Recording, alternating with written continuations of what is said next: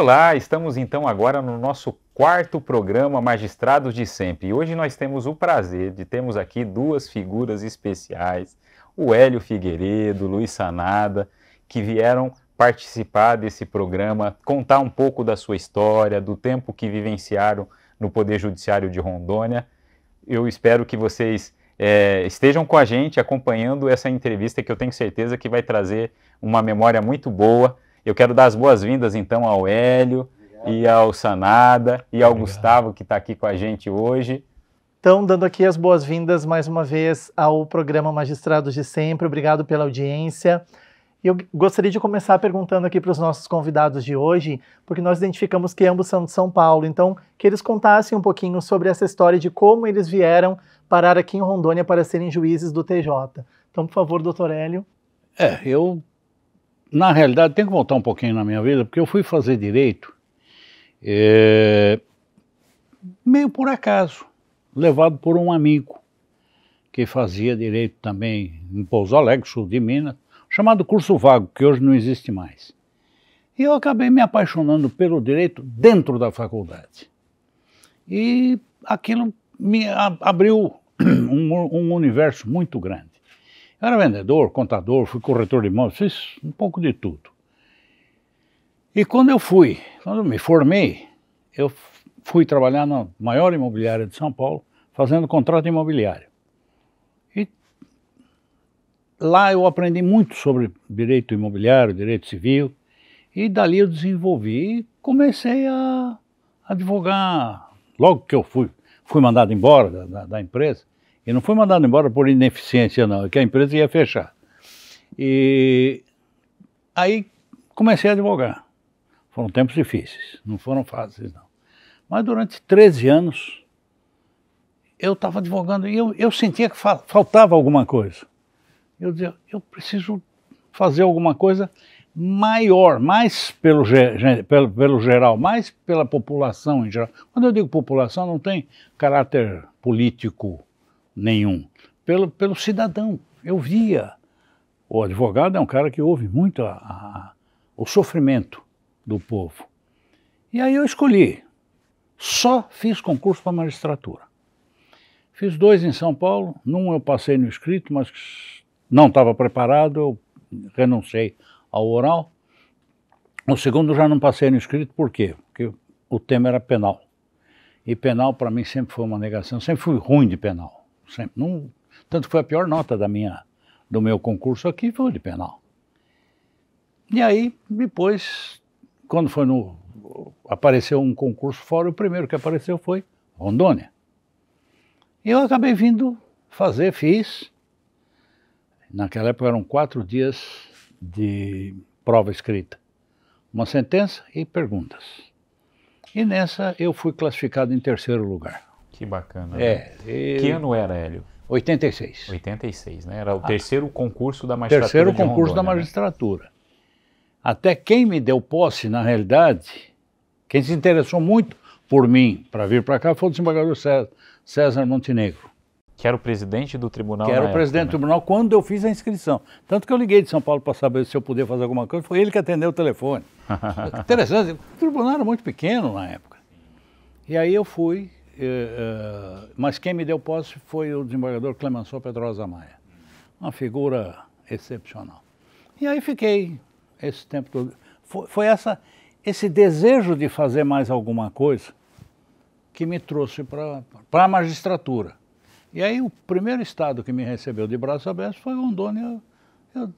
Teve muito o que se formou em primeiro lugar no meu concurso, não lembro o nome dele. Aliás, para nome sou uma negação.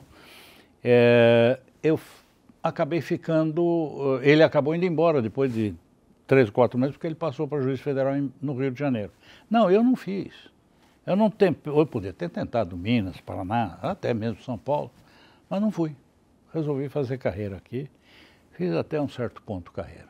Fiquei 6 anos, quase 6 anos aqui, e gostaria de ter ficado mais, mas aí problemas familiares exigiram que eu pedisse o meu boné e voltasse para São Paulo. Com dor no coração.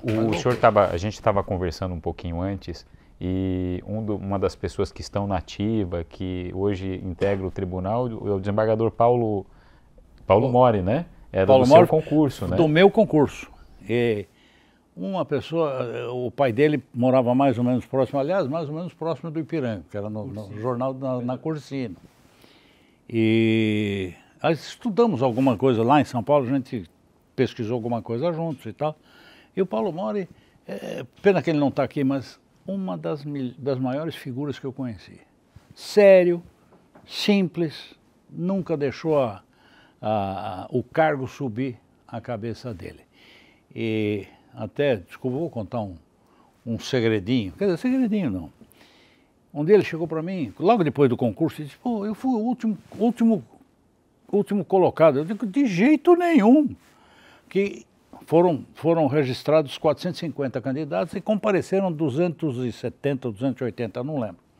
Ele foi o 13º. Eu digo, meu, tinha um monte de gente atrás de você. Como é que você pode falar como que você foi? Não, você foi o 13º. Pô, nunca pensei, pô, não pense negativamente, pense positivamente. Foi aí que ele aceitou um pouco mais, ele percebeu que ele não foi o último colocado. Ele foi o último que chegou, mas a nota dele também... Estava ali perto, né? Estava ali perto. Nos concursos às vezes um décimo que décimo, acaba... Né, eu perdi na hora da posse, porque fica. eu esqueci de juntar alguns títulos que eu tinha. Concurseiro de primeiro concurso, a gente acaba fazendo isso. E eu perdi não lembro mais quem foi que passou na minha frente. Eu vi na lista de antiguidade, na lista de quando eu virei 4º colocado, mas se eu fosse 13º, 14º, eu estaria feliz do mesmo jeito, sem dúvida. E uma coisa legal, né, Sanada e Hélio, tem um público que nos assiste, são pessoas que querem fazer concurso público, né? Sim. E uma máxima que existe para todo concurseiro é o seguinte, é melhor ser o último desse concurso do que o primeiro do próximo, né? Então é muito melhor eu já chegar e me tornar juiz agora do que esperar o próximo concurso que eu não sei quando vai surgir, né? E sempre lembrando o seguinte, virei juiz, vamos exercer com a máxima de dignidade e seriedade possível. É isso. E Gustavo, temos aqui também o Sanada. O Sanada também é paulista, né? Ele estava contando ali, cresceu ali no Ipiranga e está em Rondônia há quanto tempo já, Sanada? Desde a posse em 98, né? Desde 98 isso. Já. Conta um pouquinho da sua história, como que foi a escolha pelo curso do Direito, como que foi a escolha da magistratura, como foi chegar em Rondônia? Tá certo. Minha história tem certas semelhanças com a do Hélio, né? Além de, obviamente, da mesma origem, São Paulo, né? Eu, em São Paulo, antes de fazer direito, era professor. Primeiro e segundo grau. Eu fiz história, né? E você fez o curso de... Fiz o curso de história. Ah, que bacana. Comecei de ciências sociais, não acabei. Comecei de geografia, não acabei. Mas história, acabei. Aí eu dei aula para primeiro e segundo grau. Acho que foi uns 8 anos por aí. Sempre gostei dessa área de humanidades, tudo. E aí, eu nasci no dia do professor, diga-se, né? E meu pai e minha mãe foram professores também. Então eu tinha uma sina de ser professor. Mas aí, os tempos eram outros comparados aos dos meus pais, né? Em termos de respeito, remuneração e condições para o professor. Então, com o passar do tempo, eu vi que o magistério não ia dar certo. Fiquei muito frustrado, embora gostasse, até hoje eu gosto muito, mas pelo outro lado, de respeito e remuneração, deixava muito a desejar. Aí eu pensei, bom, eu vou fazer direito, que era das humanidades, e eu tinha, obviamente, mais facilidade. Aí resolvi, prestei direito, entrei, fiz o curso, concomitantemente sendo professor e depois mais para frente prestei para oficial de justiça, fiquei sendo oficial de justiça. E aí nesse meio tempo... Isso em São Paulo? Em São Paulo, em São Paulo. Na capital, né? Isso. Aí nesse meio tempo concluí o curso de Direito e aí eu resolvi, talvez um primo meu que é desembargador em São Paulo até, uma prima que tinha feito faculdade de Direito, por influência deles, até indireta que seja, eu resolvi prestar concurso. E por que na região norte? Eu, como professor, naquela época, nós tínhamos 2 férias ao ano, começo do ano e em julho. Aí o que eu fazia? Pegava minha mochila, sozinho, e ia para a região, ia viajar. Primeira vez que eu fui para a região norte do país, aqui em Rondônia, foi em 92. Via eu, um amigo e uma amiga. De mochila, pegamos carona, caminhão, pegamos uns 8 caminhões, né? E aí eu fiquei apaixonado pela região norte do país. Aí, lá para frente, aí voltei diversas vezes. Rondônia eu já tinha vindo umas 4, 5 vezes, o Pará umas 8, subi rio, desci rio, de rede e tudo. Aí eu pensei comigo, eu vou trabalhar na região norte do país, eu vou mudar para lá. Aí nessa intenção toda eu prestei concurso no Acre, Tocantins, e aí voltando do concurso do Tocantins eu encontrei um pessoal no ônibus, que eu só ia viajar de ônibus, só peguei avião depois que passei aqui. Aí encontrando o pessoal no ônibus, eles falaram, olha, eu fiz o concurso em Rondônia, lá é confiável. Lá dá para confiar, porque Tocantins tinha sido um caos aquele concurso, tanto é que anularam, né? Aí eu fiquei com essa ideia, Rondônia é confiável. Abri o concurso de Rondônia, eu fiz inscrição e aí deu certo tudo, acabei passando, né? E vim para Rondônia. Então juntei essa vontade de ter vindo, de morar na região norte do país, com o fato de gostar muito da região também e poder trabalhar e viver aqui, né? E você falou então em 98 que foi a sua posse. Isso, 98. E quando veio em definitivo para cá. Isso, exato. E em Rondônia você chegou a morar em quais cidades, por exemplo? Eu sei que você ficou um tempo bom em Pimenta, Bueno. Isso. Antes de Pimenta, quais cidades você Isso, eu exerceu? fiquei 1 ano e meio aqui em Porto Velho, substituto. Aí fui promovido para Alta Floresta, fiquei 2 e meio. Depois Pimenta acho que eu fiquei uns 15 por aí. 15 anos, depois vim para Porto Velho, né? E aí acabou se aposentando, né? O Sanada estava contando, né, Hélio, que ele se aposentou em novembro do ano passado. Então ele ainda está experimentando como é essa condição de estar aposentado, né? E você acabou ficando quanto tempo aqui em Porto Velho antes da aposentadoria? Acho que foram uns 6, 7 anos. 6, 7 anos, um tempo bom, né? É. Deu para viver bem a magistratura, né? Sim. São histórias que realmente têm essa linha, né, de aproximação, que é a origem do nosso grande estado, que é São Paulo, né? E Gustavo, ouvindo assim essa história e vendo como foi a magistratura de Rondônia, ela é assim, ela é composta por pessoas que vieram de todo o Brasil, né? Nós temos uma magistratura que é muito eclética, né? Que abraça muita gente. Exato. Eu acho isso muito interessante. Eu também morei em São Paulo e o único lugar que eu conheço no Brasil que eu vi a mesma diversidade que tem aqui em Rondônia foi lá em São Paulo, né? De a gente realmente ver gente do país inteiro, de todas as regiões do Brasil. Aqui a gente também tem isso, desde o sul até pessoas de outros estados do norte, né? Morando e trabalhando aqui. Isso é muito interessante. É também uma das coisas que me fascina e que me atrai a morar aqui. Acho que a gente é super bem recebido, mesmo sendo de fora, né, do estado. Eu queria então perguntar, voltando aqui para o Dr. Hélio, né, que a gente já falou um pouquinho da carreira, depois a gente retoma do Dr. Sanada, mas que o Dr. Hélio também repassasse para a gente quais foram as trajetórias dele nesses anos em que ele atuou mesmo aqui no tribunal, né? Antes de eu te dar essa resposta, só mais uma coisa que nós temos em comum. Eu sou apaixonado por história, mas não fiz história por mero acaso. E não fui professor, também me arrependo de não ter ficado, porque a família inteira minha é de professor. Eu sempre fui bom para dar aula, mas não tive orientação na época, mas tudo bem. Mas nunca é tarde também, né? Não, eu sei. Pode começar. Mas com 80 anos já é mais complicado. Mas quando eu vim para Rondônia, eu fui parar em Presidente Médici. Mas foi muito rápido, eu fiquei 39 dias lá. Até um fato interessante, que é bom por causa da época, estão falando das queimadas, isso e aquilo. Quando eu saí de Presidente Médici para ir para Guajará-Mirim, eu vim de Presidente Médici para cá, os primeiros 160 quilômetros mais ou menos, de farol alto e andando a 50, 60 quilômetros por hora. Por quê? Porque a tal quantidade de fumaça que tinha na estrada.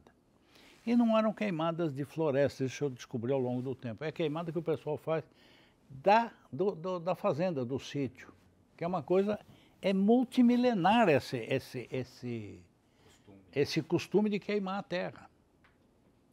Tem até um um artigo das seleções do Reader's Digest que eu li, mas é lá, sei lá, de 40 e alguma coisa, de uma menina dizendo que o avô, toda a safra, ele queimava a terra. Então, esse negócio de ter fumaça, sempre vai ter por causa disso. Não é floresta que estão queimando. Também queimam floresta, mas aí são desculpa a expressão, são os criminosos ambientais. E aí eu fiquei 39 dias. E nisso, meus filhos foram estudar em São Paulo. Aliás, meus filhos foram estudar em São Paulo antes disso. Eu fui para a segunda entrância para Guajará-Mirim. Então, Médici, depois Guajará. Guajará-Mirim. Fiquei 1 ano e pouco lá. Mas em Guajará-Mirim, qual foi a coisa mais interessante? Eu tive que botar o carro em cima de um caminhão. Porque se eu fosse de carro, eu ia levar 2 dias para chegar lá. Terra. E naquela época ainda era começo de chuva. Nossa, era uma coisa absurda o que tinha de lama. Aí eu fiquei 1 ano e 3 meses. E foi interessante que aí os filhos foram para São Paulo. E eu queria ficar mais próximo da BR, que estava asfaltada. Guajará-Mirim não tinha asfalto, era um poeirão. Vocês não sabem o que é aquela poeira. Até diziam naquela época que Rondônia tinha 2 estações por ano. Lama e poeira. Isso era o que se dizia naquela época. E eu queria ficar aí. Eu estava pedindo remoção para outra comarca quando eu cruzei com o Ariel, Rei Ortiz Olston, no meu concurso também. Não vai, porque eu estava pedindo transferência para Vara Criminal de Ouro Preto Oeste. Ele disse, não, eu estou querendo sair de lá, preciso sair de lá e vamos trocar. Ele era da Vara Civil de Jaru. Disse, tá bom, vamos. E o Francisco Prestelo de Vasconcelos, hoje desembargador aposentado aqui, ele tinha entrado no concurso seguinte ao meu. Meu amigo de São Paulo. Uma das maiores figuras que eu conheci na vida. E o Prestelo estava sendo destinado para a Vara Criminal de Guajará-Mirim. Por quê? Porque eu era da Vara Civil. Quando eu soube que ele estava indo para lá, liguei para ele e disse, não, quero ficar na mesma comarca que você. Aí consegui fazer com que ele fosse nomeado para Jaru. E nós tivemos uma convivência durante 3 anos e alguma coisa. E aí eu fui para Jaru. E Guajará era uma comarca muito difícil por causa da proximidade com a Bolívia, por causa da proximidade com o tráfico internacional de cocaína. As coisas mais absurdas, algumas que aconteceram assim, que eu ficava morrendo, umas morrendo de ódio e outra morrendo de dó. Uma senhora de 63 anos, que eu fui obrigado a condenar, porque ela estava levando 900 gramas de pasta base, dentro de uma toronja, dentro daquela grapefruit. E quem pegou foi o cara da receita. Que a senhora leva aí, é toronja. Deixa eu ver, quando pegou aquele peso, o toronja, o negócio não pesa nada, aí ele chamou o policial federal e ela aí confessou. Ela tinha vindo da Bolívia para cá, para trazer para o garimpo, para receber $10. Tomou 3 anos de cadeia. Com dó que eu dei esses 3 anos, juro, dei com dó. Mas eu disse, eu não tenho outra condição. Ela disse, não, eu sei. Agora eu quero saber como é que a família dela depois viveu, porque esse era o problema de Guajará-Mirim. E um detalhe interessante, Guajará-Mirim era uma cidade que, o cara dizia, eu sou tradicional daqui. Tradicional como? Não, meu pai veio para cá em 1920, já tradicional era Jundiaí, da minha família, e meu bisavô foi para lá em 1860. Ora, aí é tradicional, isso não leva a nada. Mas foi muito interessante. Aí eu vim para Jaru. Jaru foi uma comarca difícil, mas era mais tranquila que Guajará-Mirim, era mais sossegada. E eu fiquei 3 anos e 8 meses lá. E aí, por um problema familiar, eu resolvi pedir a aposentadoria. E, torno a dizer, contra a minha vontade. Eu gostaria de ter ficado Isso mais foi tempo. em que ano, doutor Hélio? Final de 91. A minha aposentadoria saiu no dia 6 de dezembro de 91. O senhor gostaria de ter atuado aqui em Porto Velho, por exemplo? Eu queria ter vindo para Porto Velho, mas aí a mulher dizia, não, isso aqui... Aí foi briga familiar. As crianças lá e nós aqui. E fica muito difícil a família dividida, a família dividida. E sim. uma coisa que isso eu tenho O dia que eu casei, eu disse, eu casei para constituir uma família. Nós estamos juntos só há 53 anos. Então, Parabéns. Obrigado. É aquele negócio, eu quero ter uma família, eu queria ser juiz, vim ser juiz.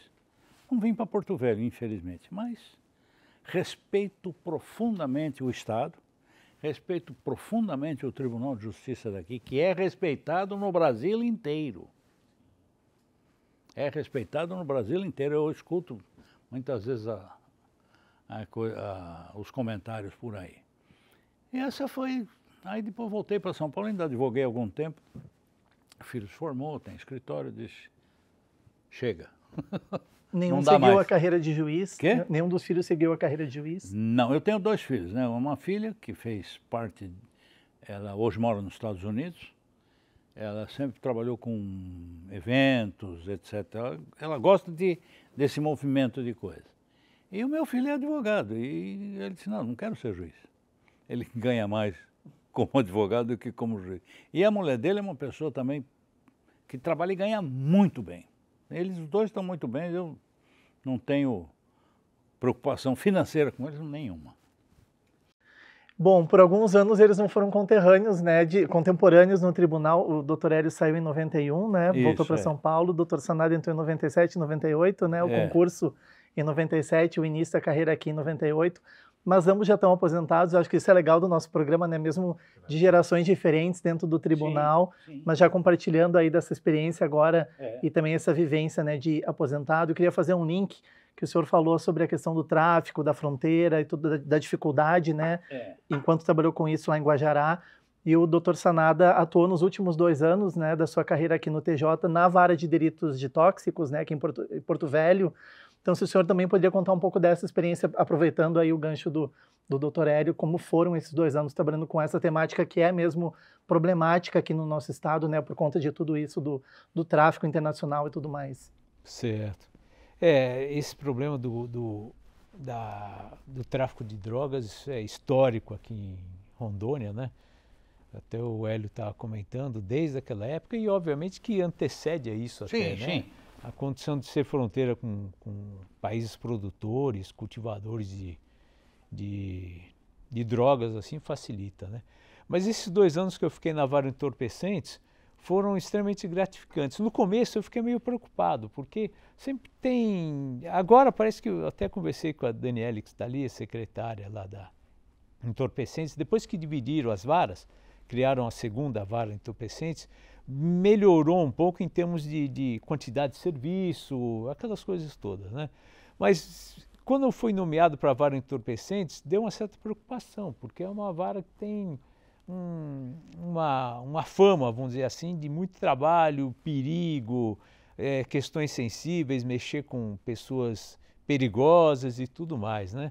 Mas faz parte do nosso métier, né? Então fui lá atuar tudo, e o que facilita muito são os funcionários, né? Os servidores que estavam há tempos lá, que já conheciam a rotina, tudo, e que isso obviamente que ajuda bastante, servidores, os assessores também, né? Na época só tinha um, depois foi nomeado segundo, ou auxiliar que seja, né? Mas isso tudo contribuiu para que minha passagem desses 2 anos na vara Entorpecentes fosse, de certa forma, tranquila, né? Peguei a época da pandemia, então foi sui generis também, né? Muitas audiências ficaram represadas, até outras, obviamente que aqueles de réu preso, tudo, tiveram que correr necessariamente, né? Mas foi uma época bastante gratificante. Embora o volume de serviço naquela época fosse bastante considerável, muitas operações que cada semana tinha uma praticamente, né? Mas isso tudo foi enfrentado e foi levado a contento, né? Então eu trago boas recordações dessa época da vara Entorpecentes. Nunca sofri, na minha carreira, nesses 27 anos que eu trabalhei aqui como magistrado, nunca sofri qualquer ameaça, né? Eu ou algum familiar meu, né? Eu não sei se foi sorte ou não, mas eu acredito isso também, não necessariamente exclusivamente a isso, mas ao fato de sempre tratar réu, eu sempre atuei na área criminal, basicamente sempre fui no crime, né? Ao contrário do Dr. Hélio, no crime eu sempre gostei. Cível, para mim, é o calcanhar de Aquiles, né? As minhas piores notas na magistratura aqui foram no cível, né? É o complemento aqui, né? Mas o que eu sempre prezei, não só pela função, mas por educação mesmo, é tratar bem os réus. Hoje em dia você vê, obviamente não vou citar nomes, mas tem juiz que chega, não, cala a boca. Eu não pedi para você falar, você fique quieto agora. Tudo bem, você tem que manter a ordem na audiência, mas tem que ter um mínimo de educação e respeito, né? Então eu nunca atritei ou quase nunca atritei com réu, com familiar, tudo, porque é questão de educação, de urbanidade, né? E, além disso tudo, esse cara que você xingar, que você maltratar, ele vai estar na rua qualquer dia. E se ele for uma pessoa vingativa, alguma coisa, você está correndo risco à toa, né? Então eu lembro até só brevemente o episódio pitoresco, já não é mais, tinha um traficante muito famoso aqui em Rondônia, né? Isso quando eu atuei aqui em substituto em Porto Velho em 98. Muito famoso, eu não vou citar o nome, mas todo mundo sabe quem que é, né? Aí ele foi preso, tudo, eu fui fazer o interrogatório dele. Aí tinha as anotações ali da contabilidade do tráfico, eu falei, senhor fulano e tal, e essas anotações? Ele falou, não, doutor, eu estava treinando matemática. Aí no meu íntimo eu falei, treinando matemática você vai treinar na cadeia. Pô. Eu pensei comigo, mas obviamente que eu não falei. Para que eu vou falar isso? Uma que seria insultar o cara ou falar qualquer outra coisa pior. E outra, o que eu ia ganhar com isso? Um cara perigosíssimo, né? O que eu ia ganhar com isso, né? Um tiro. Então, um tiro, Quer dizer, então eu reputo boa parte de ter passado esses anos todos na área criminal, sem qualquer ameaça, alguma coisa assim, pelo fato de tratar com respeito as pessoas que estão sendo processadas. Né? Isso é muito legal, né? Permite, claro, Hélio, por favor. Você falou como é que se diz, de risco. Um dia, tinha acabado o uísque em casa e eu resolvi atravessar com as voadeiras ali para ir para Gaiara-Mirim.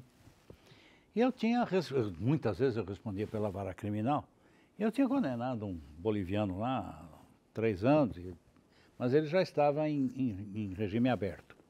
Ou semi-aberto, sei lá. E eu atravessei, estou subindo uma avenida, que eu sempre digo que era uma avenida que ligava o nada ou coisa nenhuma, né? O terreno dos dois lá. De repente, este cara sai de um lugar e começa a descer. Aí eu me dei conta, eu digo, aqui eu sou estrangeiro, condenei o cara, se esse cara cismar, ele vai puxar a arma e dar 2 tiros, atirei num estrangeiro. Condenei ele lá no Brasil. Aí o cara passou do meu lado. Bom dia, doutor, tudo bem? Falou em espanhol, né? Eu disse, muito melhor agora. Realmente são situações interessantes. Eu tive algumas outras situações, depois com o tempo a gente vai comentando esses... Um ponto interessante que eu vi da fala, e nós temos juízes que estão começando na magistratura agora, e eu penso que essas lições que vocês trazem servem para a vida, né? O nosso trabalho, ele tem esse desafio de lidar com questões sensíveis, né? Às vezes a gente faz o que a lei manda fazer e às vezes a lei manda condenar uma pessoa a uma pena dura e grande. E nós, juízes, nós não temos medo de fazer isso, porque a gente faz o que a lei manda a gente fazer. Mas, de fato, isso que o Sanada traz é uma lição para a vida, né?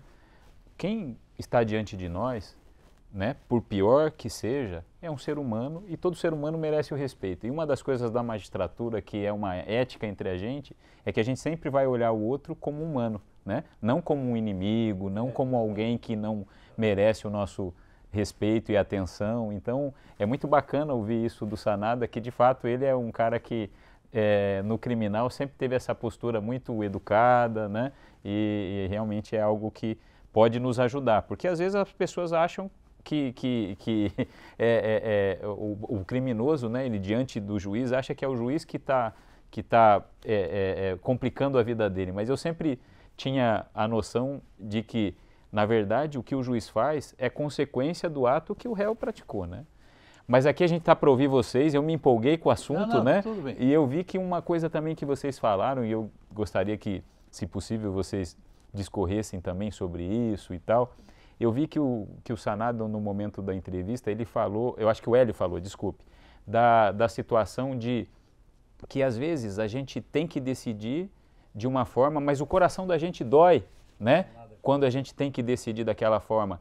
E eu, se vocês pudessem falar como que é essa experiência de julgar, né? As pessoas que estão nos assistindo, imaginar o que passa, né, na cabeça do juiz, o caminho que ele segue, porque às vezes a gente está diante de uma situação que você fala, puxa, essa decisão de eu condenar essa pessoa, mas é o caminho que a lei dá, e a gente não tem liberdade de fazer aquilo que está contrário à lei, né? Então, se vocês pudessem falar um pouquinho de como foi essa experiência de judicar durante o tempo que teve na magistratura, está aí o espaço aberto para quem quiser começar a responder essa pergunta difícil, né?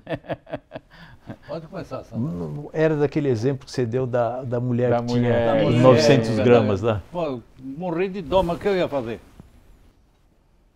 E, bom, já que ele não começou, eu tenho duas coisas que aconteceram comigo muito interessantes.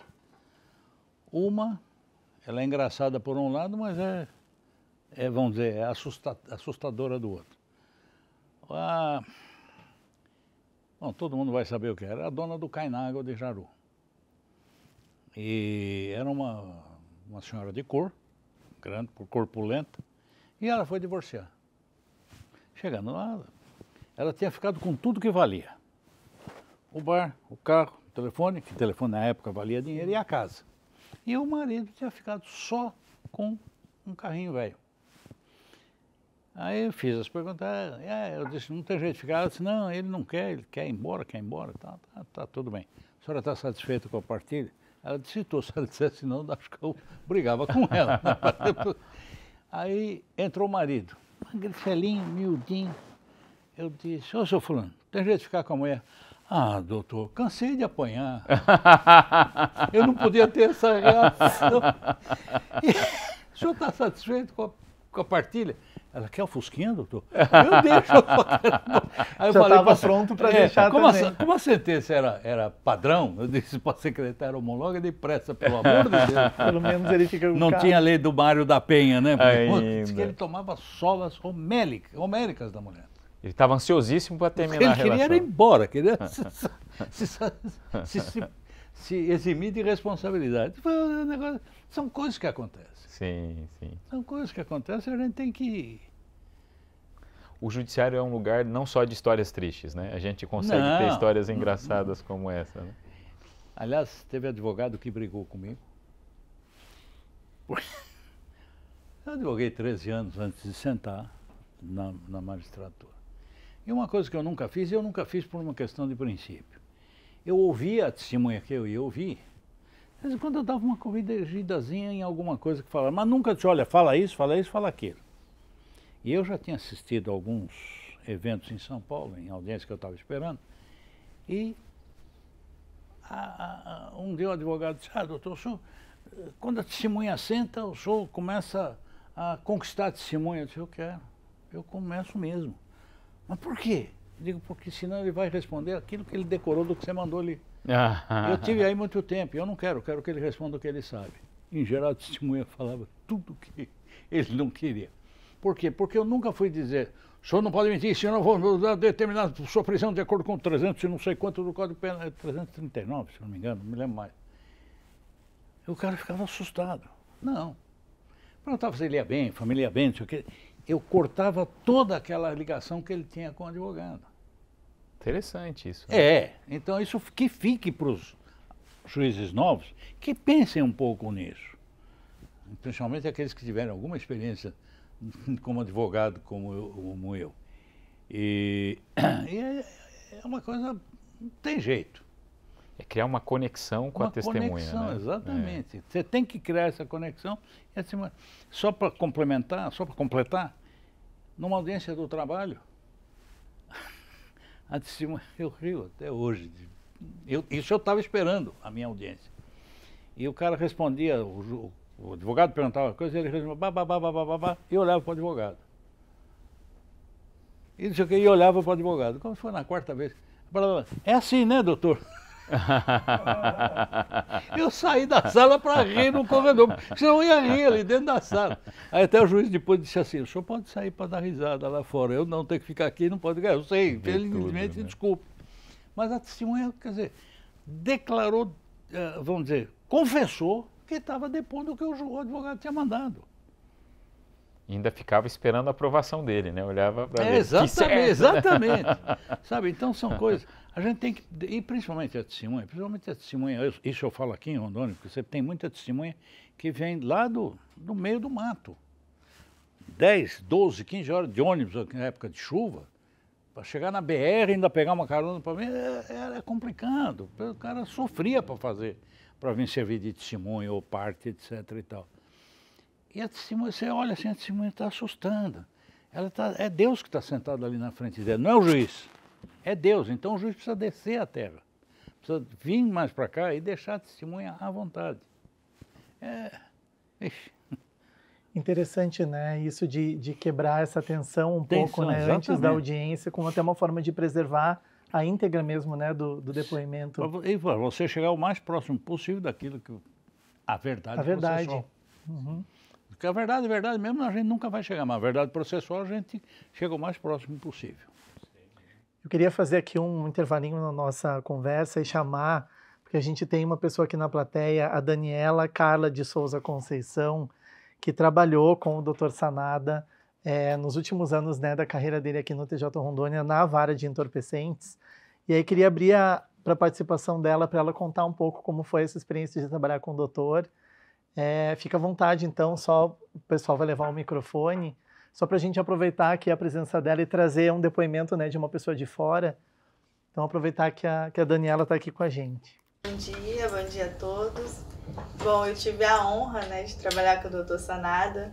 Quando eu recebi o convite, eu até falei, gente, a vara tá lá, um caos. Nós vamos ver um jeito, que eu faço questão de ir, porque realmente foi um aprendizado muito grande para a minha vida trabalhar com o Dr. Sanada. Trabalhei com ele como secretária, como assessora substituta, né, dos colegas. Hoje eu sou assessora da doutora Kerly e muito disso graças a essa época, porque eu aprendi muito com ele, assessorando ele. Então ele sempre estava ali olhando as sentenças, me chamava, a gente conversava a respeito. Então sempre teve essa questão assim muito próxima de aprendizado. Eu acho que o fato dele ser professor, né, também contribuiu bastante. Então eu sou muito grata mesmo. E é isso, é uma honra, foi uma honra. E eu desejo que seja uma aposentadoria muito feliz, muito... possa desfrutar, né, de todo esse tempo, de todos esses anos, né, que a gente sabe que é um trabalho árduo, a magistratura não é fácil, todos os dias nós estamos ali do lado do juiz, nós vemos as dificuldades, mas é isso, é em prol de um bem maior, né, é em prol da sociedade. E Sanada, nessa... No meu tempo não deve ter nenhum que... né? Então, eu queria dizer aqui para o Dr. Hélio que, assim, como o Dr. Sanada trabalhou aqui em Porto Velho, era até mais fácil, a gente falou com as pessoas, né, da vara, a Daniela conseguiu deixar a equipe lá e vir aqui participar conosco.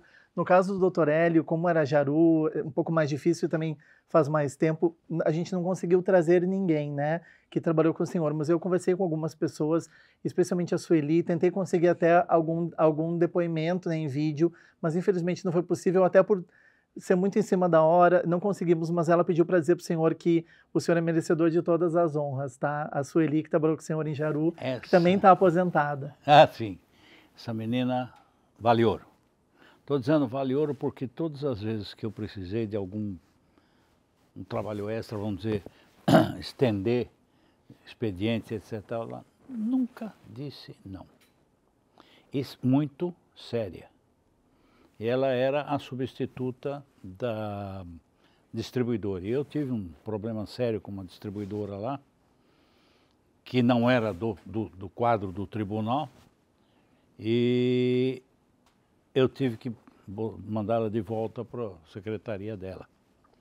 Até foi uma gritaria geral. Mas não pode, claro que pode. Eu sei o que estou dizendo. Foi na época que o presidente do tribunal era o desembargador, aquele que faleceu em razão do acidente, que ele caiu do cavalo. Bom, daqui a pouco eu lembro. Um gentleman também, um grande.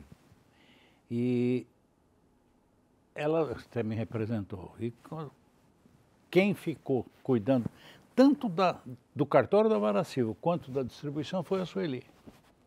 E olha, nunca tive queixa dessa menina.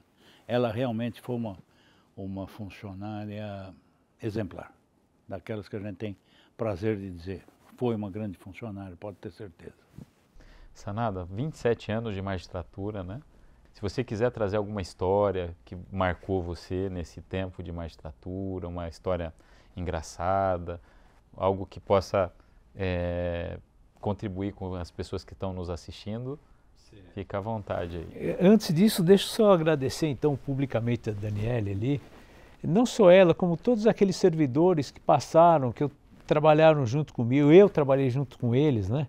Porque eles ficaram na vara e eu que fui rodando para outras, né? E uma postura que eu sempre adotei em relação aos servidores em geral, tanto faz ser assessor, ser escrivão, oficial, enfim, é o respeito à pessoa, né?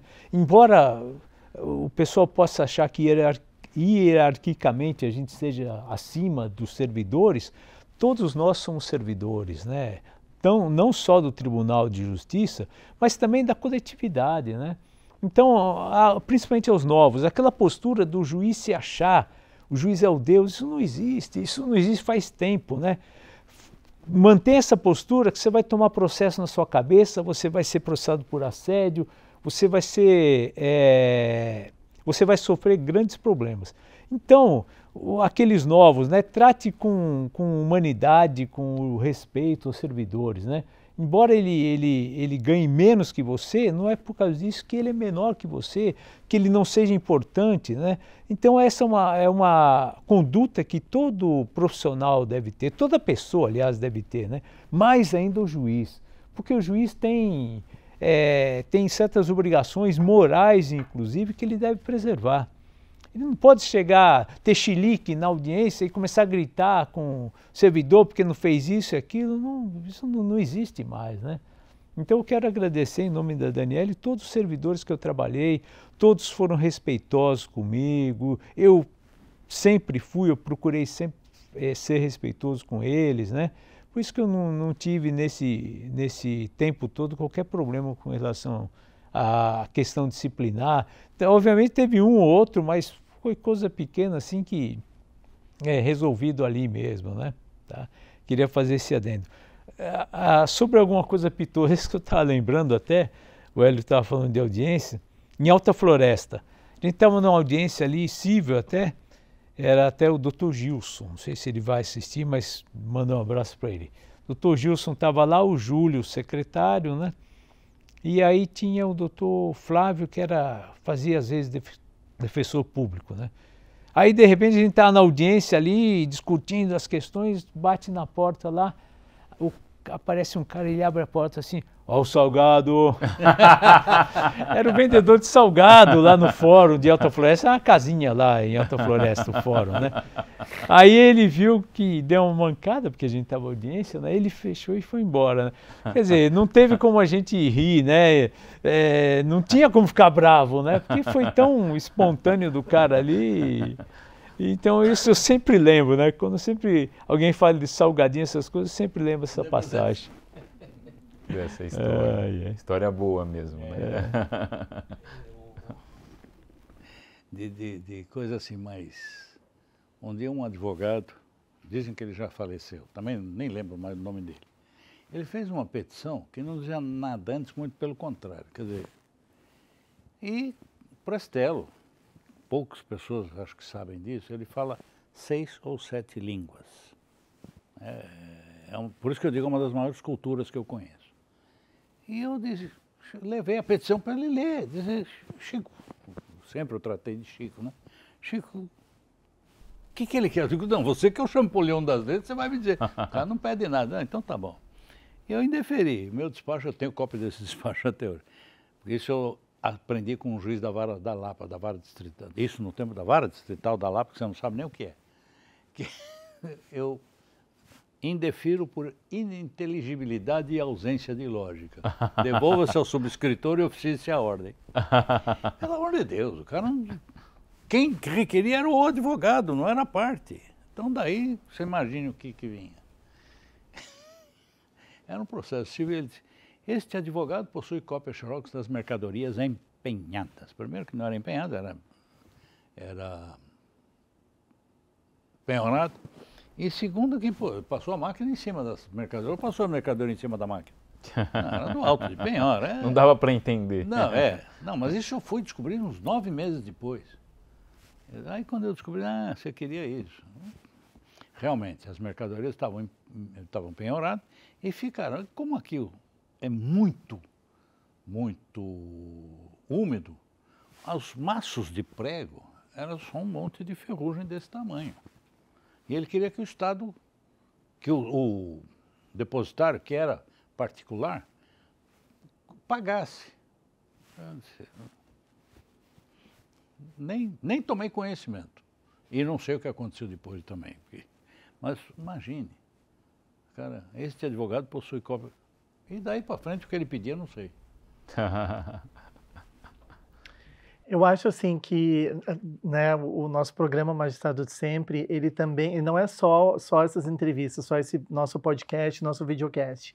Ele também possibilita, e ele tem como foco, trazer novamente esses magistrados que saíram do tribunal porque se aposentaram, mas que continuam, né, tendo outras experiências, às vezes com outras carreiras no magistério, alguma outra carreira pós-judicatura, e trazê-los de novo a se inserirem nas atividades, tanto da Emeron como do Tribunal de Justiça. Um dos convidados do nosso último número, o Dr. Marco Antônio, participou, né, da Justiça Rápida Itinerante que o Dr. Odazia coordena. Ele foi junto no Baixo Madeira acompanhar os trabalhos.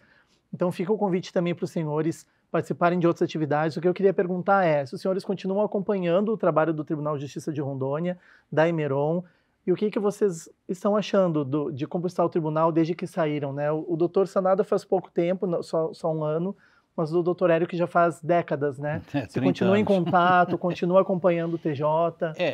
Do TJ aqui muito pouco, mas eu fui conciliador no Tribunal de Justiça de São Paulo, e na primeira e na segunda instância. E com relação à justiça rápida, à justiça itinerante, eu fui o primeiro a fazer alguma coisa nesse sentido. Eu levei cartório de registro civil e eleitoral para o meio da mata, naqueles lugarzinhos desse tamanho, porque para eles irem fazer lá na cidade era muito difícil. Duas coisas bem interessantes que aconteceram. Uma foi de uma senhora de 50 e poucos anos. Ela tinha eu diria assim, algum retardo mental, uma coisa leve, mas era aquela pessoa muito, muito tímida. Quando ela saiu com o papel, parecia que ela tinha ganho a Copa do Mundo. A felicidade que ela demonstrava. Agora o outro, eu não sei como é que ficou. Porque o sujeito chegou para mim e disse assim, doutor, eu sou seringueiro. E isso, palavras textuais do cara. Eu sou seringueiro. E eu tenho 6 filhos com uma índia, porque eu roubei essa índia onde anda pelo meio da mata. E aí a gente diz assim, roubou uma índia? Isso é da prática do próprio índio. Quando ela ficou mocinha, que ele disse que quando roubou a menina, ela devia ter uns 9 anos. Quando ela ficou mocinha, ele virou mulher dele, tinha 6 filhos. Os filhos estavam na escola, mas não podiam ser matriculados, porque não eram registrados. E eu disse, e agora? Ele disse, minha mulher é índia e tal, certo? Aí eu comecei a querer fazer algo meio fora da coisa, mas o meu interesse era as crianças. Eu disse, mas traz a mulher, porque fazer pelo FUNAI era esquecer. Aí eu disse, traz sua mulher aqui, a gente faz o registro dela. Não, mas ela não fala português. E você fala a língua dela? Ele disse, não, adivinha o que eu disse, né? você só se entende com ela na cama mesmo, não é possível, de outro jeito. E realmente mas a preocupação dele é que as crianças virassem cidadãos. E essa foi a minha preocupação. E eu pensei, bom, o telefone mais próximo era 27 quilômetros de estrada de chão. Eu estava no interior de Jaru, já na divisa com Ouro Preto do Oeste, num lugar chamado, acho que é Pedra Branca, não me lembro mais. E eu sei que eu tomei uma decisão e disse, registre-se, fazendo comparação com o código, com o ECA, que acho que é o ECA, que diz que pode, aliás, falei de registro, que diz que pode, a parteira, o médico, etc., que tem o nome da mãe, pode fazer o registro, se a mãe morre, etc., pode fazer registro sem o nome dela, só com o nome dela, sem nome de pai, sem nome de nada. E eu, então, por analogia, eu decidi que eles fossem registrados, mas que os registros seriam assinados pelo magistrado também, porque eu tinha que assumir a responsabilidade do que eu estava fazendo. E que isto, qualquer outro registro nesse sentido, e exatamente o que eu decidi era nesse sentido, vai ser importante para essas crianças serem cidadãos amanhã. Não que eles vão pensar muito, mas os filhos deles vão pensar. E aí eu mandei registrar e disse, qualquer registro nesse sentido, o magistrado tem que assinar junto. Ou seja, ele tem que assumir a responsabilidade social dele. Bom, e foi um despacho longo que eu dei lá no meio do mato. E quando foi uns dias depois, o corregedor me liga. Nossa, eu estou vendo a figura do corregedor, mas não estou lembrando o nome dele. Era uma figura fantástica.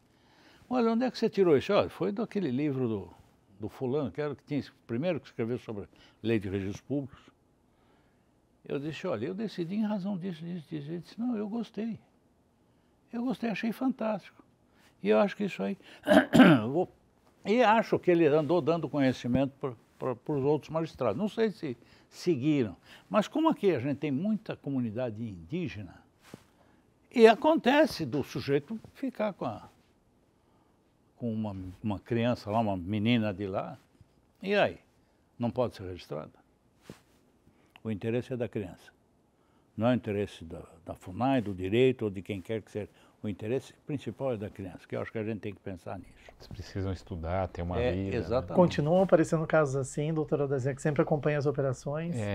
A inexistência de registro é uma realidade, né? E quando a justiça rápida se faz presente, resolve problemas parecidos como esses que o Hélio conta, né? Então é necessário a gente estar lá para garantir cidadania para essas pessoas. E é o juiz que tem que decidir isso. É o juiz que tem que orientar a coisa nesse sentido. Eu acho que por isso que e fica aqui um conselhinho para os novos. Juiz não está num pedestal. E se tiver um pouquinho no pedestal, desce e viva a comunidade que ele está. Vai conhecer os problemas da comunidade lá na comunidade. Não precisa ter intimidade com a turma, mas procure sentir o que os caras vivem. É muito importante. Essa é a função política do juiz. Ah, eu não sou político. É sim. Política é a arte de bem administrar. Então, eu acho que é muito importante que o juiz saia daquele pedestal, que é um pedestal falso para o burro, e vai fazer alguma coisa. E ainda mais no estado de Rondônia, Sim. que tem tanta disparidade de pessoas, de condição econômica, de tudo, mais ainda. Doutor Sanado, o senhor também teve experiências nesse sentido. Eu sei que trabalhou em Alta Floresta, Pimenta, né? Mas teve alguma experiência também na Justiça Rápida, nos seus anos aqui em Rondônia, ou não? Eu lembro que Justiça Rápida é sempre marcante para qualquer juiz, né? Principalmente quando você vai em regiões assim mais distantes, precárias e tudo mais. Eu lembro que em Alta Floresta, até em Pimenta, né? Ou Alta Floresta, melhor dizendo. Eu fui naquela região lá do Rolim de Moura do Guaporé, né? Então, naquela época era mais precário ainda, o pessoal tem uma receptividade enorme. É o que o Hélio falou, quando você entrega um registro, quando você resolve o mínimo problema do cidadão lá, nossa, ele fica tão contente, né? E é tão pouco, vamos dizer assim, para nós, né? O problema é mais o acesso, chegar até eles, né? Porque cobrar deles se deslocarem até o fórum é impossível, por assim dizer, né? Então a justiça rápida é muito marcante em relação a isso, né? Até o tribunal já adota há tempos até essa prática de levar os substitutos novos na justiça rápida, né? Que é para ter contato com a população nossa. Para treinar o cara. Exatamente. É o que o Hélio falou. Às vezes o juiz vem num grande centro, por exemplo, de São Paulo, vamos supor, e se acha o rei da goiaba, porque veio de São Paulo, estudou em São Paulo e tudo mais. Chega aqui, ele vai pegar essa realidade nossa que é tão díspare, né? É pessoa que tem, obviamente que tem pessoas ruins, né? Mas são pouquíssimas, né? Você pega pessoa ignorante, no bom sentido do termo, né? Pessoa que iletrada, tudo, e que obviamente não tem aquele traquejo para se manifestar, não tem traquejo para poder raciocinar e falar o que é o problema dele, né? Então você, quando começa na carreira, e principalmente em Rondônia, você tem que ter esse jogo de cintura, né? E decidir muitas vezes ainda inovando até, né? Inovando. Porque não tem como, lá naquela hora você tem que dar uma solução, né? Aliás, você me lembrou de um fato, é triste, mas eu não tinha outra solução. Um dos casos que aconteceu comigo, em Presidente Médici, um pai vivendo maritalmente com 2 filhas. Não foi em Jaru já. Um pai vivendo maritalmente com 2 filhas. Foi tentar a terceira frequentava uma dessas igrejas pentecostais da vida, e ela não topou. Aí ela fugiu, etc, e veio parar na minha mão. Bom, conversa vai, o que eu vou fazer? Uma das filhas mais velhas, já estava até grávida. E eu até na época eu disse, bom, aí conversei com o médico e conversei com o meu irmão, que apesar de ele foi professor de veterinária.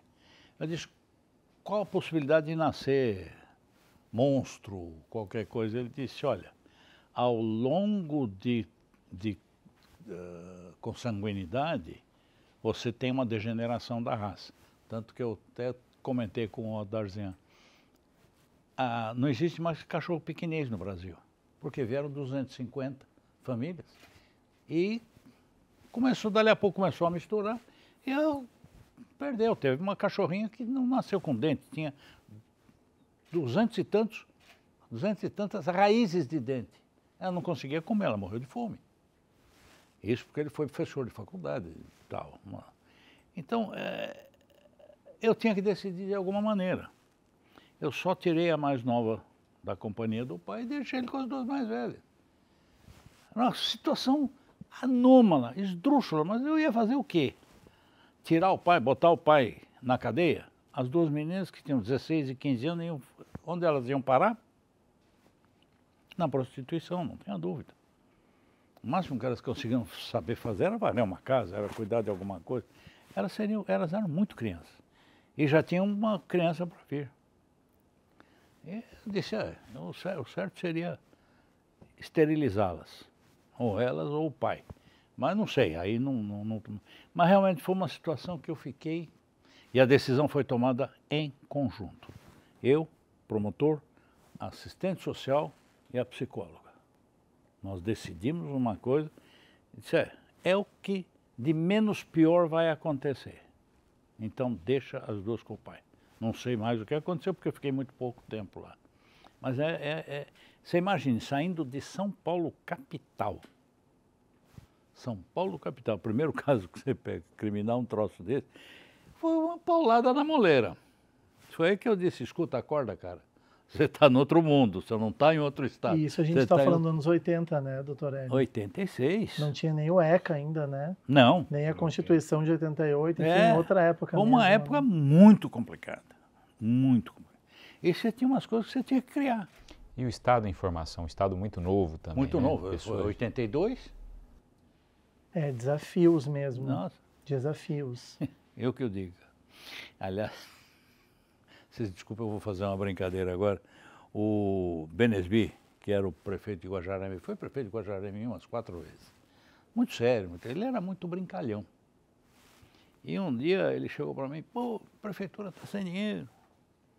Aí eu peguei um cruzeiro, um dinheiro daquela época, disse, adianta alguma coisa? Ele quase me... Ele estava numa reunião de secretário.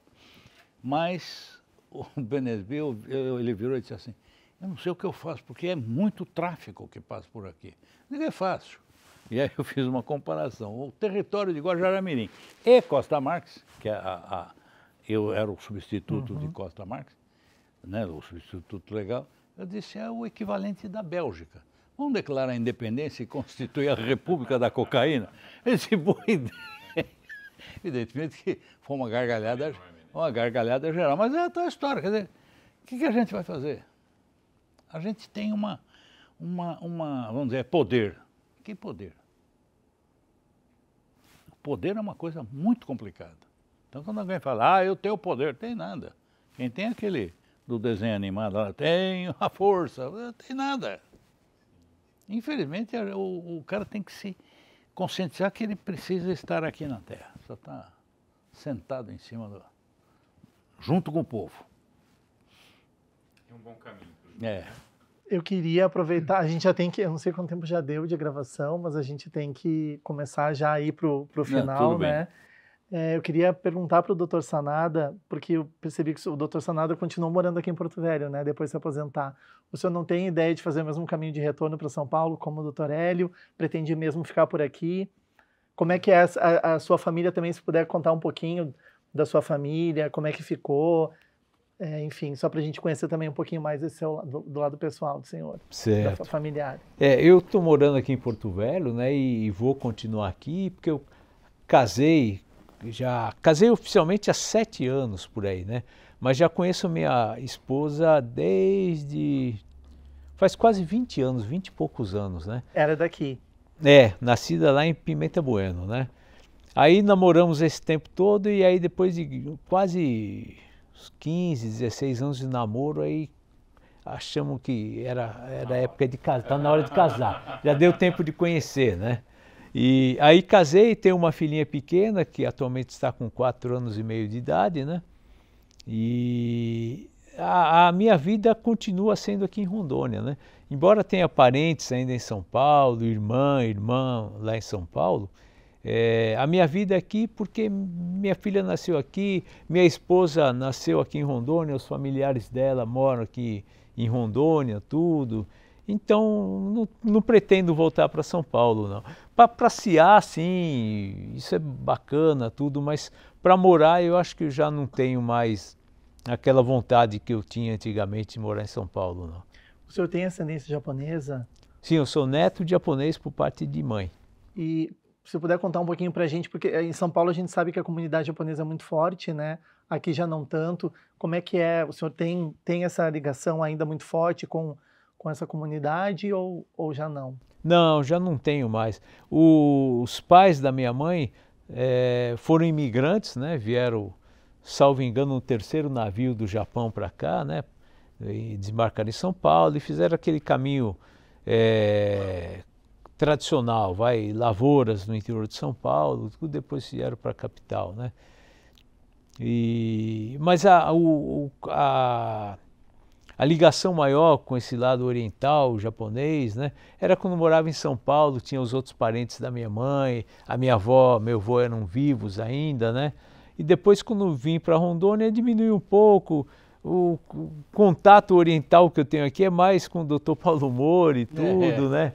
Às vezes uma festa na Associação Nipo-Brasileira aqui, mas o contato com a cultura foi perdido um pouco, sem dúvida. Bom, eu acho que a gente pode pedir para os dois, né, darem uma palavra final para a gente sobre toda essa experiência de magistrados, né, de décadas, de anos. O que ficou, agora que os senhores estão aposentados, o que ficou de mais marcante?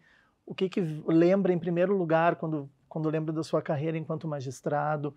O que pode deixar como uma palavra aí para os nossos juízes de hoje, né? Fiquem à vontade para dar um depoimento nesse sentido. Eu acabei de falar, eu preciso tomar um pouco d'água, vai. Principalmente para os mais novos, eu aconselho o seguinte: esses fatos marcantes, anotem. Anotem e vão ao longo do tempo repensando tudo que vocês fizeram com relação as decisões que vocês tomaram, etc, tal. Eu não fiz isso na minha vida, mas alguém já disse que eu devo ter sido elefante em alguma outra encarnação, porque eu tenho uma memória, para nome não, mas para fatos é uma memória excepcional. Então, eu acabo me lembrando, só os fatos que eu contei aqui é um pedacinho. Então, anotem e repensem as suas atitudes, amadureçam dentro da função, porque a função do judiciário é muito importante para como é que eu diria, para o bem-estar, sabe, a tranquilidade social. Eu acho que é muito importante que as pessoas façam esse treino para velhice. E velho, eu sempre digo, eu não sou velho, eu sou idoso. Velho é aquele que não tem mais o que fazer aqui. Idoso ainda tem. Eu ainda procuro sempre um monte de coisa para fazer. Eu quero morrer sentado no computador escrevendo alguma coisa. Então, eu acho que quero sempre produzir alguma coisa no campo da escrita, no campo do pensamento, que é o que o juiz tem tudo a fazer. O senhor já tem livros publicados, doutor? Não, eu tenho um monte de artigos publicados. Não pensa em compilar? Eu penso e como eu tenho 2 temas mais ou menos complicados daqui até o fim de novembro, depois de lá não vou me inscrever para escrever mais nada que não seja um livro da minha vida e um livro da filosofia, da filosofia maçônica, que eu sou maçom, não escondo isso de ninguém. E a maçonaria é uma entidade que pretende reconstruir esse mundo. Maçom é uma palavra francesa que significa pedreiro. Não vamos montar um tijolinho em cima do outro. Nós queremos construir um mundo melhor. E eu até acrescento, hoje é reconstruir o mundo que o ser humano está conseguindo destruir. Boa sorte a vocês que estão começando a carreira. Doutor Sanada? Me veio à mente, nessa fala final, né? Na entrevista do Tomazini, né? Perguntaram para ele da postura do juiz desde o começo da carreira, né? E me chamou a atenção aquela realidade que ele mencionou, das limitações que o juiz tem que ter no seu dia a dia, no seu cotidiano, no seu modo de agir, né? O juiz, pela própria responsabilidade da função, ele não pode ser comum, vamos dizer assim, né? Ele tem que ter restrições, ele tem que se precaver, não pode frequentar certos locais, não pode ter certos comportamentos. Então, é uma vida que impõe algumas privações, né? E eu acho importante sempre ressaltar isso àqueles mais novos, porque na sociedade de hoje é tudo muito rápido, é tudo virtual, tudo. Então, para a pessoa, para o juiz novo, cair numa situação extremamente desagradável, que exponha ele, que ele tenha problemas em relação a isso, é muito fácil, né? Mas eu queria sempre, queria lembrar então aos novos que o juiz tem essas limitações, isso faz parte da carreira, né? E isso tudo é imposto não só pela legislação, pelo código de ética, e, enfim, né? Mas também pela própria função que ele exerce, né? Então, é um ônus que se tem da profissão. Até eu lembrei agora, eu conheci um desembargador em São Paulo, ele era conhecido de um tio meu, alguma coisa, ele me apresentou lá uma vez, aí ele contando que quando ele foi para o interior de São Paulo, se eu não me engano, era lá do lado de Registro, Iguape, era ali região sul do estado, né? Ele morava no hotel, ele e a esposa. Um hotel, então, tinha um banheiro coletivo, né? Dos moradores lá do hotel. Aí, quando ele ia tomar banho, quando ele foi da primeira vez tomar banho, Ele perguntou para a esposa, eu vou com paletó ou não, né? Porque ele era o juiz, pô, então ele não sabia se ia com paletó, já pensou um negócio desse? Isso que eu estava imaginando aqui. Mas é difícil, né? São os dilemas que se tem. Hoje em dia a moçada é mais, obviamente não vai ter esses dilemas, mas hoje em dia é complicado para o pessoal mais novo, né? Em rede social, essas coisas, né? De repente se expõe demais, vai numa festa, não que não possa ir em festa, né? Sim. Mas tem festas e festas. Tem que Né? Tem que moderar, né? Pô, vai numa festa ali, sei lá, nada contra quem gosta de uma rave. Exatamente. Pô, o cara consumindo droga e bebida e problemas lá, sai um quebra-pau e aí, como é que você vai explicar depois? Né? Então, sei lá, tem que ter, o cara tem que segurar um pouco o seu ímpeto, né? Ainda mais os mais novos, né? E tem que ver que é o ônus que a carreira te impõe. É basicamente isso que eu lembrei assim de mencionar. Eu tenho mais não sei se o doutor Odazé tem mais alguma coisa que ele gostaria de colocar. Eu tenho mais uma última pergunta que eu queria fazer, que eu acho que pode ser já nas considerações finais.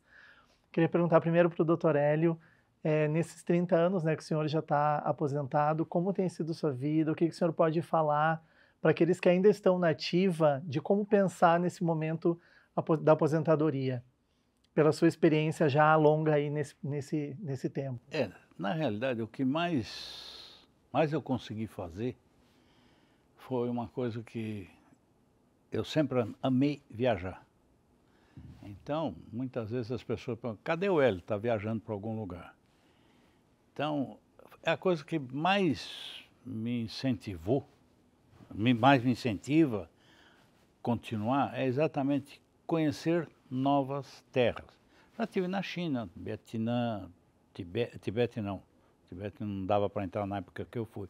Líbano, Síria, aí quando eu vejo a destruição que estão fazendo nos sítios históricos, eu choro de tristeza de ver aquilo lá, como é que aquilo podia ser construído sem os equipamentos que nós temos hoje. Então tive uma série, no Brasil eu conheço quase tudo, falta uma parte que eu ainda quero conhecer. Bom, para ter ideia, eu não conheço Belém do Pará. Estou louco para conhecer Belém do Pará, mas ainda vou conhecer. E América do Sul, Chile, Argentina e Uruguai eu conheço razoavelmente bem. Bolívia, só conhecia a divisa ali. E fui a Machu Picchu, no Peru. Então eu tenho, e hoje, Estados Unidos, eu conheço uma boa parte dos Estados Unidos, minha filha mora lá. Então, isso é uma coisa que me traz muita alegria de viver, e eu quero deixar os depoimentos, isso tudo por escrito, dessas viagens.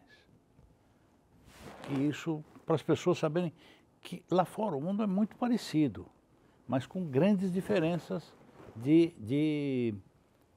principalmente de ritmo de vida, não ritmo, de forma de viver. É muito interessante. Só para citar um caso, desculpe, eu estive na Hungria uma vez, que eu fiz um tour pelo Reno, um povo que já havia deixado de ser da União Soviética fazia 20 anos. O povo ainda era amedrontado, ainda era assustado por causa da violência, desculpe descortado o colega, da violência que eles tinham sofrido da Rússia dominando aquela região. Tanto que em abril foi 1956, não me lembro o ano, 56 ou 57, eles quiseram se separar da União Soviética. O Imre Nagy, que era o presidente, ele foi morto tempo depois, e a Rússia invadiu e metralhou o povo. Tanto é que até aquela época não se sabia quantas pessoas tinham morrido. Por quê? Porque eles recolhiam os corpos, muitas vezes eram famílias inteiras, põe no caminhão, jogava numa vala comum e terra por cima. E os buracos nos prédios da Praça Central de Budapeste, que foram feitos por balas, eles nunca tamparam. Porque eles disseram, isto é para lembrar que um dia nós fomos satélite da União Soviética. Esse é o grande problema que eu vejo com o aspecto da gente ter um caminho nesse sentido do comunismo. Infelizmente, não é muito bom o caminho. E eu sempre digo para aqueles que são jovens, vão conhecer Cuba, vão conhecer a China. Você não pode conversar de nada na China. Tenta entrar na Coreia do Norte. Tudo isso são bloqueios que existem. Desculpe entrar nesse ponto, não gosto de falar disso, mas é uma coisa que eu acho que a gente tem que repensar a forma da gente levar a vida aqui no Brasil. Isso é muito importante. Vamos aguardar suas memórias, né? Espero um Doutor dia Sanada, também queria perguntar para o senhor, para encerrar, suas considerações finais nesse sentido. O senhor está 1 ano já nesse seu período sabático, né? Depois da aposentadoria. E o futuro, como o senhor enxerga, né? Agora que já encerrou a sua carreira como juiz, o que o senhor pensa para o futuro? Que também já está recém-aposentado, diferente da situação do Dr. Hélio, né? O que o senhor encara aí para o futuro? Eu creio que seja assim com todo mundo que se aposenta.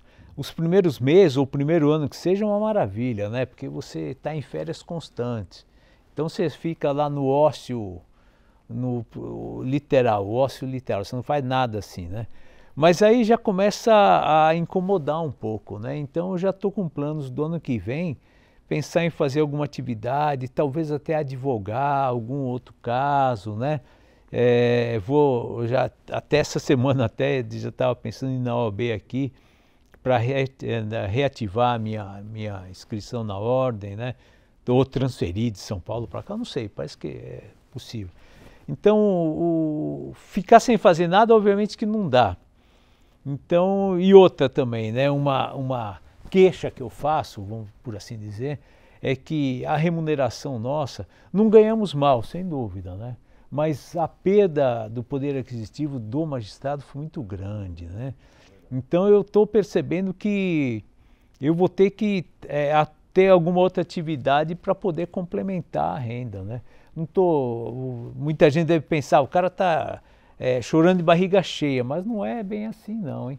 Houve um decréscimo do poder aquisitivo considerável em relação à magistratura, né? Não vou dizer que ganha mal, não, mas que houve esse decréscimo, houve. Então isso me faz pensar também em ter alguma atividade agora, o ano que vem, que ajude a complementar a renda, né? Eu também tinha, e tenho ainda, né, a intenção, que nem o Hélio, né, de viajar. Eu viajei bastante também, só que agora com filha pequena fica mais difícil. As viagens vão se limitar às épocas de férias, mas mesmo assim não deixa de ser proveitoso, né? Viajar é fundamental, né, Hélio? É fundamental. Conhece diversas culturas, alimentos. Você abre sua mente, né, para um monte de coisa, né? Um monte de possibilidades, né? É importante. Eu sei que a gente já está indo para o final, mas uma pergunta que também me parece que é interessante, antes de a gente finalizar mesmo, é a gente falar um pouquinho sobre a questão da saúde, né? Como foi para vocês o cuidado com a saúde ao longo da vida? Porque a gente está falando agora sobre um tema que é a aposentadoria. Para a gente chegar nela, a gente tem que estar bem. E eu vejo que os dois estão muito bem. Então, eu acho que é uma dica para todos aí. Qual cuidado vocês tiveram com a saúde? Que recomendação vocês trazem para nós que somos da magistratura? Que o nosso desafio é esse, né? A gente trabalha muito e às vezes, se não tomarmos cuidado, a gente descuida com a saúde e aí a gente não chega bem como vocês para a aposentadoria. Vai, Hélio. Eu sempre faço uma brincadeira que eu digo, minha conservação, que eu sou conservado no álcool. Eu não bebo, não. Eu bebi uma época, mas muitos anos atrás. E hoje, por incrível que pareça, eu não sinto vontade de beber nada, nem vinho e nem cerveja. Isso é uma coisa, não sei porquê, não tem explicação. Mas, na realidade, há muitos anos eu perdi meu pai, porque não cuidava da saúde. Ele foi teimoso e não cuidava da saúde. E eu, a partir daquilo que eu vi, ele morreu com 78 anos de idade. E eu aí comecei a cuidar um pouco mais da saúde. Então, em primeiro lugar, alimentação. Isso é impressionante. imprescindível. Aliás, meu filho faz uma brincadeira. Quando a gente vai nos restaurantes por quilo, ele diz que eu não almoço, eu pasto. Porque eu faço um senhor prato de salada. É muito importante, é. Não como uma série de coisas, porque eu sei que são altamente engordativos e eu tenho uma facilidade pouco presente. E cuidar realmente da saúde. Eu não tomo remédio nenhum. Eu tomo suplementos vitamínicos, né? Que realmente me mantêm em pé. E uma coisa importante, exercício. Exercício é imprescindível para todo ser humano. Eu agora estou meio parado, inclusive porque fiz a cirurgia da catarata, a gente não pode fazer esforço. Mas já estou sentindo falta das minhas caminhadas, e ir para a academia, para não perder o tônus muscular, que a gente vai perder. O idoso vai perder. Eu, por exemplo, já diminui quase 1 centímetro de altura. Por quê? Porque faz parte da vida. Sabe? Faz implante de cabelo. Eu digo, não vou perder tempo e ficar 3 meses cuidando da coisa. Não. O meu eu é ser careca, você é ser careca. Não tem problema nenhum. E outra, cultivem a alegria. Cultivem o prazer. Quando eu digo alegria e o prazer, tá sempre procurando dar risada. Todo mundo percebe que eu gosto de mexer com os outros. Eu gosto, isso me faz bem. E principalmente, cumprimentar os outros na rua. Quando era moleque, a gente fazia isso. Era todo mundo, bom dia, boa tarde, etc. Hoje precisa voltar a isso. Você não está cumprimentando a pessoa, você cumprimenta o seu amigo. Mas você está desejando um bom dia para ele, uma boa tarde. Você está transmitindo um sentimento, eu diria de amor, vamos dizer assim, pelo mundo. E eu tenho sentido isso nas caminhadas que eu faço na Paulista, Avenida Paulista, lá em São Paulo, de madrugada. Morador de rua, que quando me vê já fica olhando com um sorriso, porque sabe que vai ouvir uma besteira, vai ouvir uma brincadeira. Isso é muito importante. Desenvolvam isso em vocês. Não é para sair também pelo meio da rua, como disse o Sanada, né? Sanada. Como disse o Sanada, que sai pelo meio da rua contando piada para todo mundo. Não é isso. Mas procurem ter esse sentimento de alegria passando para os outros. É muito importante. E só finalizando, então, em termos de saúde, né? Depois que você aposenta, você começa a fazer planos, né? Eu fiz o plano de voltar à academia, tudo, mas ainda não comecei, né? Eu estou meio relaxado em relação a isso. Está planejando ainda. Estou planejando, né? Aí, como eu estou esperando reforma de casa, eu falei, não, só depois de reformar a casa, essas coisas, né? Mas é o que o Hélio falou, né? Alimentação, e outra, coincide a aposentadoria com a idade, né? Uhum. Então eu já estou com 61, então obviamente que eu tenho que tomar cuidado em termos de alimentação, de não ficar sedentário, né? E manter a cabeça ocupada, né? Ou coisas prazerosas, coisas boas, né? E obviamente que não se dedicar a vício, bebida, essas coisas, né? E nem dar mais noitada, né? Deus, eu nem sei mais o que é isso, né? Noitada para mim é em cima da cama. É por aí, né? É assim, viu? E ficar de boa, né? Até hoje eu vi uma notícia no noticiário lá, de quem tem cachorro tem risco de infarto bem mais reduzido, tudo. Então, quem já me viu na cidade andando com o cachorro para lá e para cá, deve pensar, pô, o Sanada agora só vai ficar andando com o cachorro, mas faz bem para mim, faz bem para o cachorro, né?